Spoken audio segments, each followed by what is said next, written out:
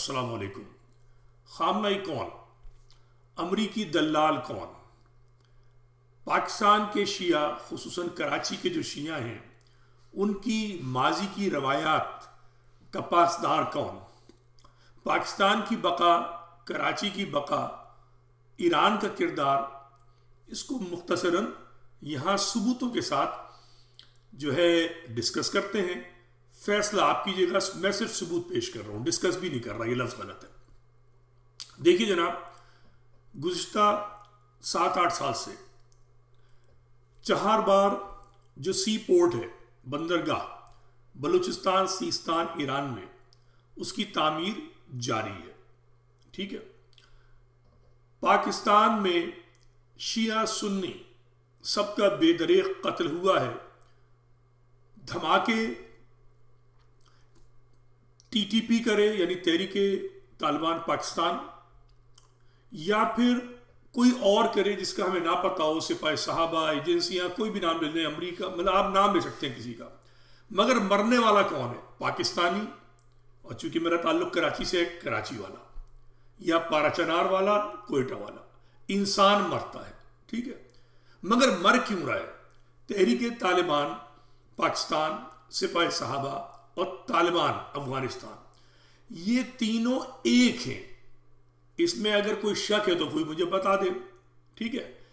اچھا، پاکستان کے شیعہ کراچی سمیت ان کے دل و دماغ جو ہیں وہ ایران کے جو لیڈر ہیں خامنائی، ان سے بڑے جڑے ہوئے ہیں۔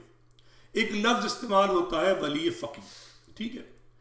تو اس کا مطلب یہ ہوا کہ جب شیعہ کا قتل ہو تو ان کا جو باپ بنا ہوا ہے عالمی سطح پر، ٹھیک ہے، اس باپ کا فرض بنتا ہے اپنی رعایا، اپنے بچوں کا تحفظ کی بات کرے۔ مگر ہوتا کیا ہے؟ ہوتا یہ ہے کہ 2014 میں، یہ آپ دیکھ لیجئے، ٹویٹ پڑھ لیجئے، جب شیعوں کا زبردست قتل عام ہو رہا ہوتا ہے پاکستان میں، عراق میں، ادھر ادھر، تو خامنائی صاحب فرماتے ہیں کہ ہمارے اصل دشمن تکفیری نہیں ہے۔ تو یاد رکھیے، جو اصل دشمن نہیں ہے، اس کا مطلب ہے اصل کا اپوزٹ کیا ہوا؟ نقلی، یعنی جعلی، یعنی جعلی دشمن۔ اور جعلی دشمن سے تو یقیناً دوستی ہو سکتی ہے، کیونکہ دوستی اس سے نہیں ہوتی جو اصلی دشمن ہوتا ہے۔ خامنائی صاحب نے اپنی ٹویٹ میں یہ نہیں بتایا کہ ان کا اصلی دشمن کیا ہے، مگر ہم سب جانتے ہیں مرگ بر امریکہ، مرگ بر اسرائیل، یہ سب چلتا رہتا ہے۔ ان کا پہلے مرگ بر روسیہ بھی تھا۔ اب مرگ بر روسیہ تو ہماری جوانی میں ہی ختم ہو گیا، ٹھیک ہے۔ روس ان کا دلدار اور یار ہے، ٹھیک ہے۔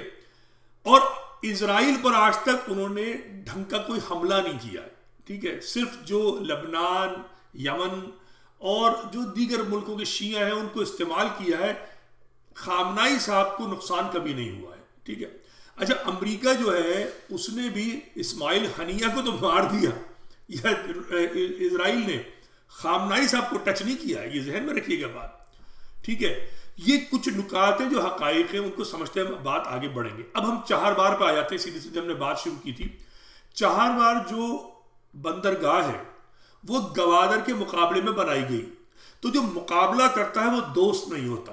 تو یہ تو طے ہو گیا کہ ایران پاکستان کا دوست نہیں ہے، ٹھیک ہے، چاہے برا لگے یا اچھا لگے۔ ایسے ہی وہ چہاربار جو بندرگاہ بن رہی ہے اس میں عمل دخل انڈیا کا تھا، تو انڈیا بھی دوست نہیں ہے، ہم سب کو پتا یہ بات۔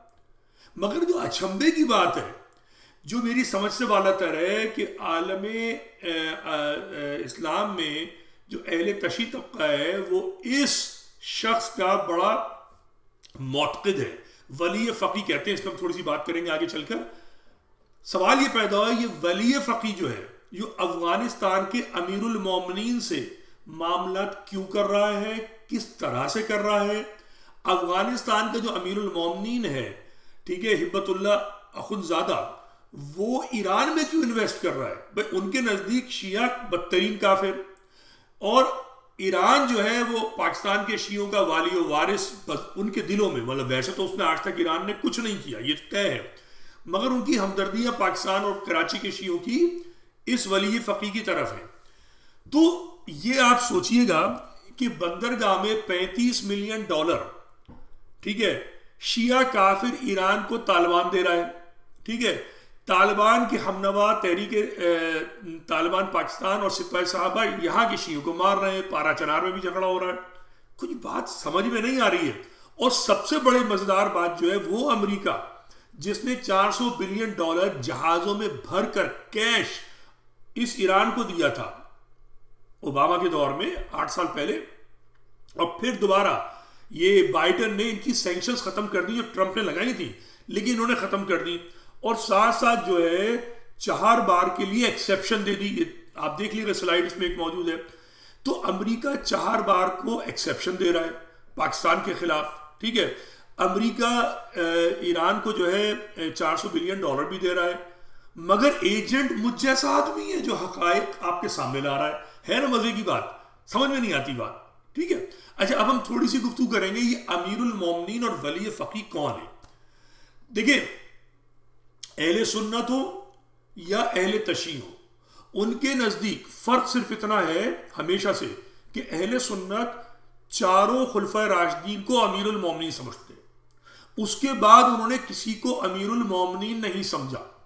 اہل تشیع جو ہے صرف مولا علی کو امیر المومنین سمجھتے ہیں، باقی کو وہ دنیاوی خلفاء سمجھتے ہیں۔ اب یہ اختلاف ہے، میں فقہی اور مذہبی اختلاف میں نہیں جا رہا، جو سمجھتا ہے وہ بتا رہا ہوں، ٹھیک ہے۔ مگر یہ طے ہے کہ علی کے بعد کوئی بھی جو فقیہ ہے شیعہ سنی وہ کسی کو امیر المومنین نہیں مانتا، اور جو مانتے ہیں وہ بہت کم تعداد میں ہیں، ان کو خارجیت میں لا سکتے ہیں جو یزید کو بھی امیر المومنین کہتے ہیں۔ مگر سوال یہ پیدا ہوتا ہے کہ افغانستان کا امیر المومنین ہے، یہ امیر المومنین ہے باقاعدہ، جیسے ایران کا ولی فقیہ ہے۔ میں تھوڑی سی بات اس پہ کروں گا اور اپنی گفتگو تمام کر دوں گا، ٹھیک ہے۔ یہ امیر المومنین کیسے بنا؟ ملا عمر جو تھے وہ قندھار میں ایک مزار ہے جہاں پر یہ کہا جاتا ہے کہ رسول اللہ کے یہ عبا موجود ہے، جو اس عبا کو پہنے گا وہ صرف امیر المومنین جو آئیں گے وہ اس عبا کو پہنیں گے۔ غور کیجئے گا میری بات، امیر المومنین کون ہوں گے جو آئیں گے؟ شیعہ سنی دونوں کی نگاہ میں امام مہدی ہے۔ بہت سے لوگ امام مہدی کو نہیں مانتے، مگر اکثریت مانتی ہے۔ سنی کہتے ہیں وہ پیدا ہوں گے، شیعہ کہتے ہیں وہ غائب ہے۔ مگر قندھار میں جو رسول کی عبا موجود تھی اس کے متعلق دعویٰ تھا کہ اس کو صرف وہی پہنیں گے کہ جو آنے والے مہدی ہوں گے یا امیر المومنین ہوں گے، ٹھیک ہے۔ تو ملا عمر نے بزور طاقت تلوار وہ مزار سے وہ عبا اٹھائی اور پہن لی، کوئی کچھ نہیں کر سکا، اس کو امیر المومنین مان لیا۔ ان کے بعد یہ اخنزادہ جو ہے ہبت اللہ اخنزادہ، یہ امیر المومنین بن گئے آفیشل۔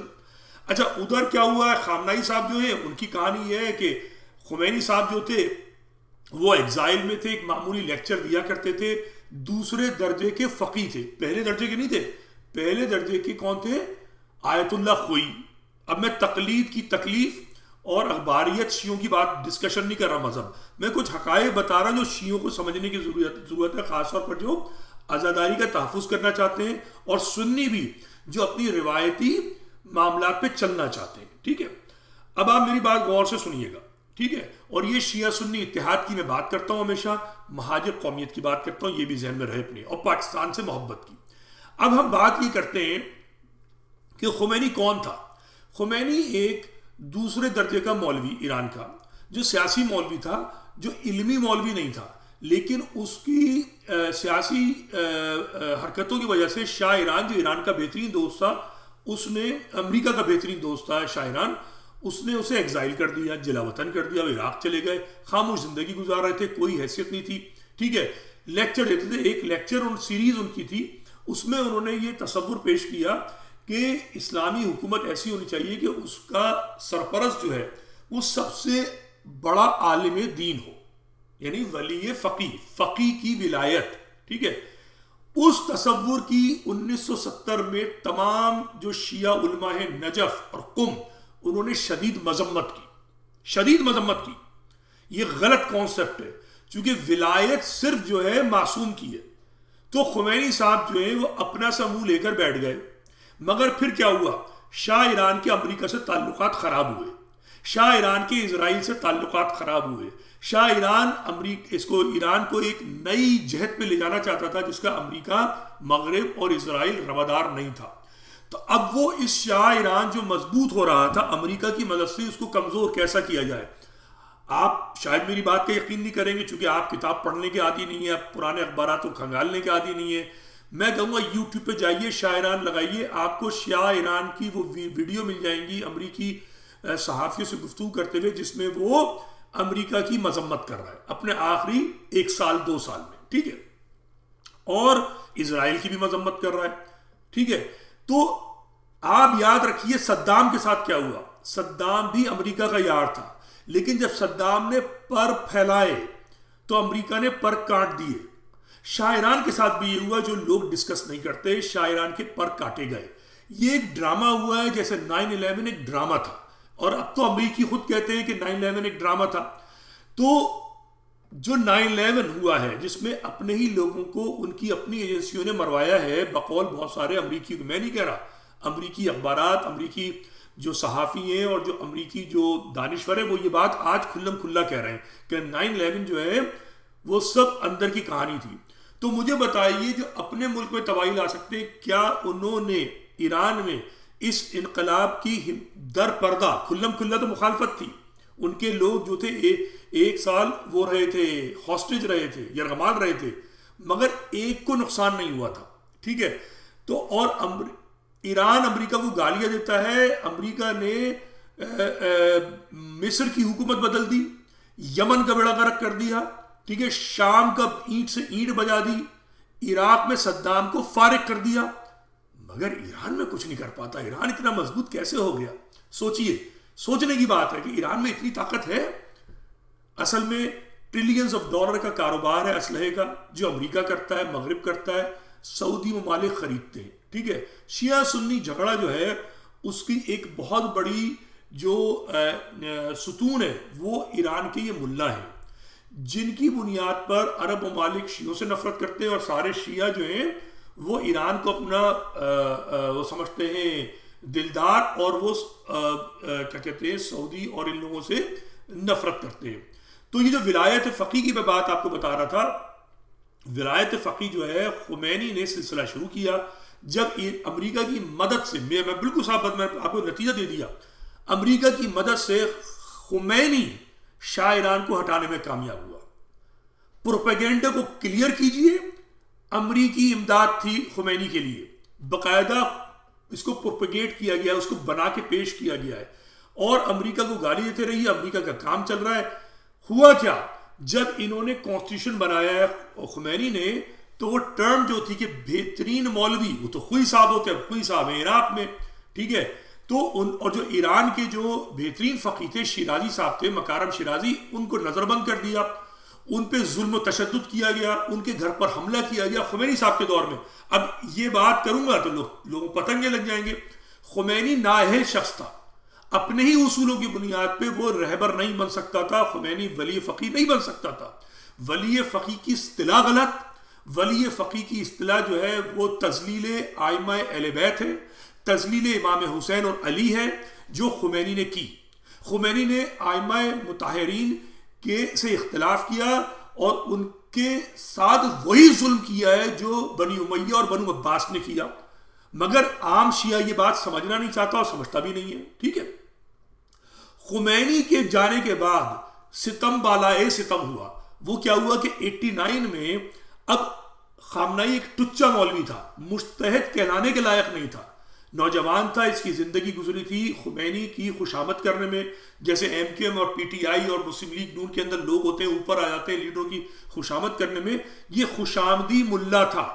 یہ ایران عراق وار میں بارڈر پہ تعینات تھا. اس کی اسپیشلٹی تھی گولی چلانا، مگر خمینی کے قریب تھا. تو کیا ہوا کہ یہ جو مجلس خبرگان ہے، جو ان کی سپریم کونسل جو ہے، اس نے امینڈمنٹ کی خمینی ہی کی جو بدعت تھی ولایت فقیہ کی. اب یہ طے ہوا کہ چاہے کم صلاحیت کا بھی مولوی ہو، اگر مجلس خبرگان اسے رہبر بنا دے، ولی فقیہ بنا دے، تو وہ بن سکتا ہے. تو جناب یہ ہوئی ولی فقیہ کی کہانی. میں نے امیر المومنین افغانستان کی بھی کہانی آپ کو سنا دی کہ کیسے ملا عمر بنا، اخوندزادہ بنا.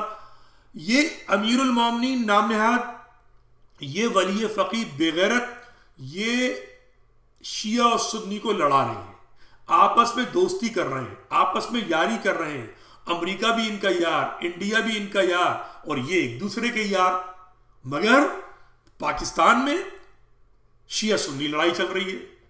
کراچی کے اندر خمینی کا دور تھا، کراچی میں آگ لگائی گئی، کراچی میں ظلم ہوا، شیعوں کا قتل ہوا، شیعوں کے گھر جلے، سنیوں پہ حملے ہوئے، سنیوں کا بھی قتل ہوا، اور یہ سلسلہ چلتا رہا. ہزاروں شیعہ ڈاکٹر مارے گئے، شیعہ سنی جھگڑا ہوا، عزاداری پہ حملہ ہوا، وہ عزاداری جو انڈیا سے شیعہ سنی دونوں مل کر کرتے آئے ہیں.